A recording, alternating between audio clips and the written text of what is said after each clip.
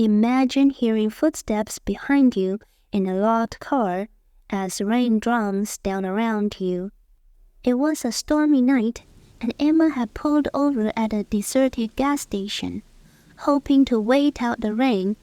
But as she sat alone in her car, the power flickered out, and her only source of light was her dim phone screen. She tried calling someone, but there was no signal. Then she heard a faint rustling sound from the back seat. She glanced in the rearview mirror and froze.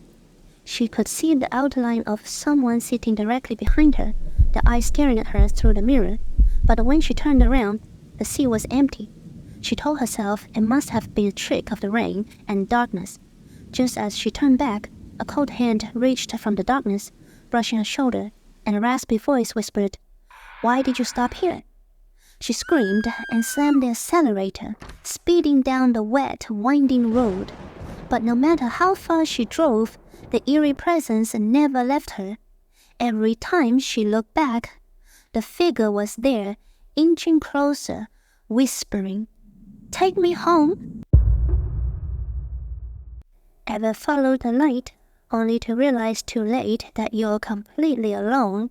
On a dark, rainy night, Adil decided to take a shortcut through a nearby forest on his way home. He was on a familiar path until a flash of lightning illuminated a faint trail he had never noticed before.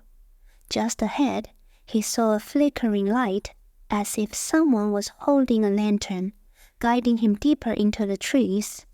He followed, his curiosity overpowering his fear. As he ventured further, the rain intensified, and the forest grew unnervingly quiet. The light remained just a few steps ahead, always leading him farther from the road. Suddenly, the lantern stopped, and a figure slowly turned to face him.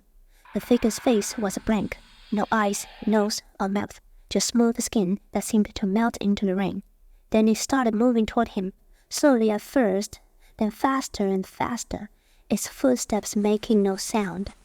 Adil turned and sprinted, but the rain soaked him, and he could feel the cold, clammy touch of something just inches behind.